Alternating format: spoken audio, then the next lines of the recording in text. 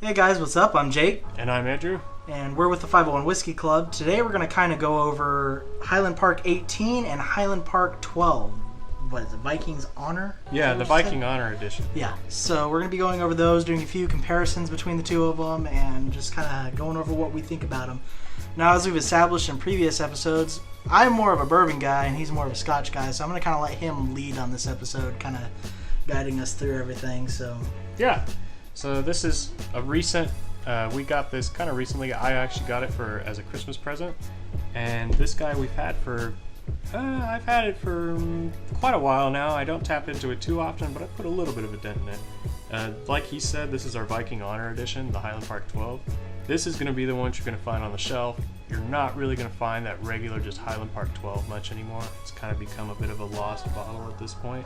They switched over to this. I'm not sure when. I'd have to look that up.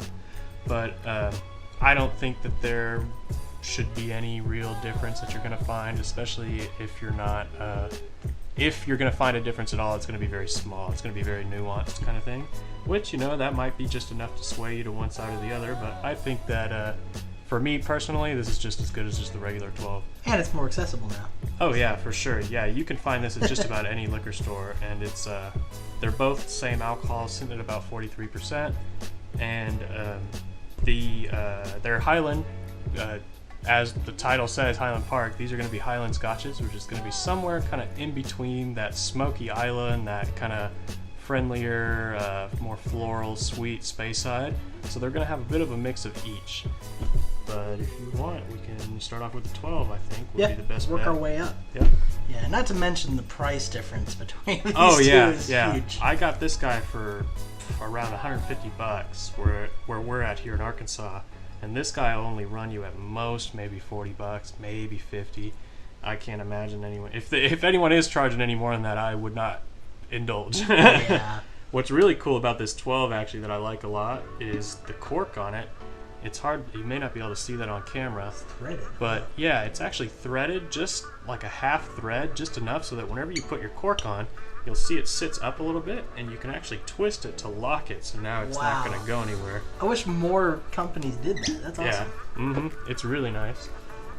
We'll do just a little bit of this. We're going to go for a bit smaller pours today since we'll probably go back and forth. Oop, I skimped you. Alright. So the 12, I've always gotten it's pretty sweet. Yeah. But at the same It's time... kind of funk, though. Yeah, I get a like sulfury... Yeah. Like lit matches, which I always describe being just like... I don't know sulfur is a really good... I don't know if it's just a Highland Park thing, but every Highland Park I've ever had has kind of had that weird... It's just like you lit a match and let it go out. And that smell that's left in the room, it's exactly what I get. Yeah, no joke though. Just enough smoke there to kind of make things interesting in my opinion, while still carrying a lot of that sweetness that you get out of a Scotch. And a bit of like a dark chocolatey, kind of dark fruit. It's almost got like a baked goods smell going on there. I can't really put my finger on what baked good though. It's super good. And definitely getting some floral notes on the back end too. Yeah. Yep. There's that barley kind of funkiness that I always get. Yeah. And that match smoke. Oh man, it's so good. Yeah, it's not your typical smoke. It's and that's what's so interesting to me about anytime you get into like kind of a smoky Scotch. Every single smoke is different.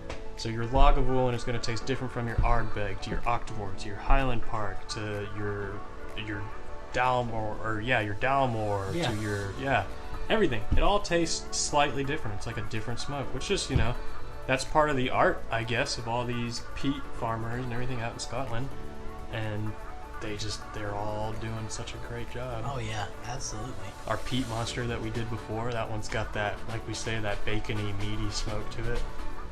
And you know, this one's got a little bit of aggression in it, but it's still fairly rounded off. Yeah. Even for a 12-year Scotch. Yeah. You know, it's still fairly round for it has age. A very strong honey sweetness. Whenever you think sweet, kind of like if you've ever had your local unfiltered can't see through kind of honeys, and you crack open like that mason jar the first time, and you get that really strong smell that comes off of that kind of honey. It's exactly what it kind of hits on the palate. Deep kind of darker notes to it. You don't get those kind of, whenever you think of like a space side, like a Glenfiddich 12 or things like that, you don't get those bright kind of, not quite abrasive, but bright in your face kind of just florally flavors. You really do get those darker fruits, those honeys, maybe even a little bit of brown sugar molasses type thing going on, but then that match smoke really hits on the end. Super rounded, man. Oh yeah. That's really surprising to me. It is super solid. Yeah, and it is a lower alcohol, I suppose, compared to most scotches. They say most scotches nowadays are probably hitting around the 50-55%. This is only a 43%, and in fact, it would even they describe the notes on here as a heather honey sweetness with a rich fruit cake and aromatic smoky peat. Yeah. I mean, to be fair, I'd say that those tasting notes Sorry. those tasting notes really, if I were to do that and then read those off, anyone could guess any scotch ever that has a little bit of smoke in it. True. But so kind of more vague. yeah, it's kind of a marketing thing, I'd say. They're gonna put whatever they can on there so that people don't read something and then taste it and be like, whoa, I don't get that. And, yeah. But I got ahead of you, apparently. Yeah. Yeah, I'll say. That is good, though. Super solid.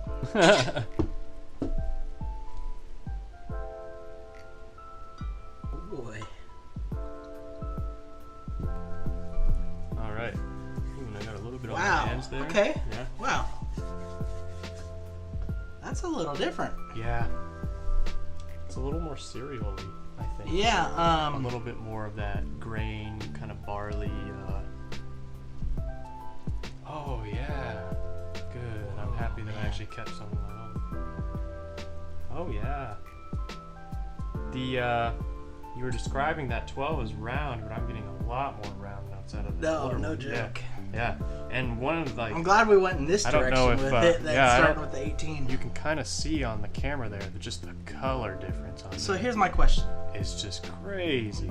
is that natural, or does Highland Park do any kind of coloring? 'Cause that's kind of what I've been wondering. Yeah, so that's an interesting note to talk about, with the difference. Kind of like I think that most people know that bourbon is so regulated that you can't add coloring to bourbon and still legally call it bourbon. Scotch you can. Now, on the back of the Highland Park 12, they label it as natural color. So, Highland Park could they have added? does not add coloring to its whiskey. Oh, well, there we go. Yeah. Okay. So, yeah, that is straight from the barrel. That's just what this barrel has done over the course of an additional 6 years now. And I'm not sure when this bottle was bottled, to be exact. Yeah, it doesn't say on here. But it is aged on the Orkney Islands in Kirkwall. And we have only had maybe 1 or 2 glasses of this at most. I've had one. Yeah, one. Like a small. Yeah, and I haven't had any since we had it before. And it's been a Man, minute. it's something else.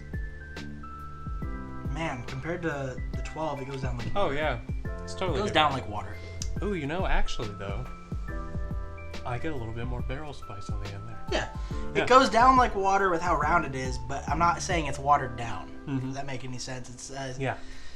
It's that roundness that you're getting. Yeah, he's avoiding the word smooth, but Yeah, this is true. For good reason. I mean, I guess, but it is a decisive kind of a what would you call a controversial term, I suppose, Yeah. in the whiskey community.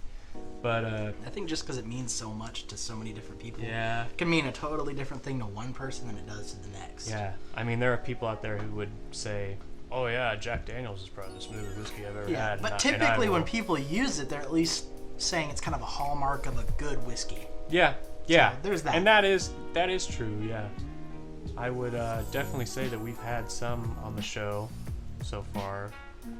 bookers in the 1792 episode that were, I don't think anyone in their right mind would go into it saying that they're smooth whiskeys. Yeah, exactly. No, that's a... But they are great whiskeys. That's a ride. So, yeah, that is that's an ass kicking right there. But yeah, you're not wrong. I mean, take a look at that color. I mean, it's just so dark. I wish we had some sort of light background, but it's fine. We can make it work. You can kind of see it on the table there. Yeah, you can That totally is just tell such that a- difference between the two. It's like an So amber different. here. I'm like, almost, I don't even know what you'd call that. Oh, it's such a deep, it's almost cherry color. Yeah, this is almost blonde. Sitting in person, sitting next to it, this is almost like a blonde ale. It looks like sitting next to this. Yeah. And when we had them separated, I didn't even notice that until we put them together. And I'm like, wow, okay. Yeah, it's quite impressive. Absolutely. Just how, and that's one of the coolest things about whenever you get, because this is now my oldest whiskey that I have in my collection, and it's so interesting to see whenever you do finally find a company that doesn't add any coloring like that. Yeah. Just how much effect the barrel has, and that's what's cool, I guess, with your world, with the Scotch world, is you can look at these different things that may have been cut or diluted, like these Elijah Craigs behind you. Yep. And like just that regular small batch, which you guys can't see, but just the regular small batch is so much lighter than the barrel proof that they haven't cut. It's just incredible. Yeah, absolutely. Yeah, it is crazy. You know, and here's my question. So, as a Scotch guy, where would you say the point of diminishing returns on a Scotch comes when you're talking price point? Okay. Like where are you drawing that line? Because I know to some people this is going to be a little more out of money, reach than. And even like I others. said, I got it as a Christmas present. I didn't. Now, to be fair, I have a bottle of Octomore 10 from the 9 series at my family's house over in California. Now, they purchased that for me as another gift around Christmas time, but I would have paid that amount of money. It was about $250 or $240 or so. Yeah. I'd say anything above that, I don't know. I wouldn't really delve into, and I don't know if that's the same in the bourbon world. Bourbon's a bit more accessible whenever it comes to price and things like that, I'd say. But there's a lot of really good bourbons at lower prices and things like that. I would definitely say I'd pay a little more for a good Scotch because, for me, I'm starting to run into my diminishing point of returns on a bourbon. We're talking, you know, I don't want to say 100, so maybe we'll say about 120. But you can find a lot of really great whiskeys that can compare to some of those higher dollar whiskeys. Yeah. You know. Yeah. But I think this is definitely one I would pay the money for. Oh yeah. And That's yeah. coming from a bourbon guy. And that is why I So- say around that 200, 250 mark is kind of where I draw the line, just because there's so many good scotches in the world that if you do draw your line at around that $100 mark or even below that, there's so many good scotches that you're going to miss out on, such as things like your Lagavulins, your Octomores, your Highland Park, your longer age statement Highland Parks, even the Glenfiddich 15 that you got me this year was around probably $70 or $80. Yeah, this is definitely a really good option. And even if you can't swing the 18, this 12 is amazing. Oh, absolutely. And they are totally different too, which is cool. So, off camera, we did a little bit of a comparison between the Glenmorangie 10 that he actually has and my Glenmorangie 12. Now, if anyone's had either one of those, you actually know there's quite a big difference just from the aging itself. Not to mention the other stuff that's... Yeah. They sherry the 12, and they have no sherry, I don't believe, in the 10. No, it's not sherried. Yeah, no sherry. And we compared the two, and it was so interesting because it's just, and that's one of my favorite things is whenever you get these two different whiskeys from the same distillery, it's always cool to see just how many different things that one distillery can do. Kind of like our local guys over at Rocktown, they're knocking wild, crazy different things out. We're gonna have to every do a other whole week. another video on all that. Yeah, we'll have That's to a do lot to we'll have cover. to do a whole flight at some They point. blow my mind sometimes with some of the more experimental whiskeys they're coming out with right Yeah. now. But without further ado on this one, like I said, we are with the 501 Whiskey Club. We're a whiskey club based out of Little Rock, Arkansas. We have a website. We have a Patreon too, where the Patreon gives you a lot of Patreon-only content. We've got a Patreon-only vlog, a Patreon-only podcast, Man, I was about to say. Yeah, I was like, I didn't yeah, get in on I this didn't- blog. What were you doing? Yeah, we got a Patreon-only podcast, as well as some Patreon-only content and Patreon-only sections on our website as well. And as well as our website, it's got a lot of great resources for whiskey enthusiasts. And it's free to join. Yeah, There's absolutely no- free. there's So no if fee you're or not in anything. on the Patreon, you can still join the website. Yeah. And we really love to see y'all's support in either of those places. But like I said, without further ado, just like or subscribe to this video, and we'll see you guys on the next one. All right. I don't deny there's some strange evolutionary process going on, but mankind won't be destroyed. The fact that you and I are working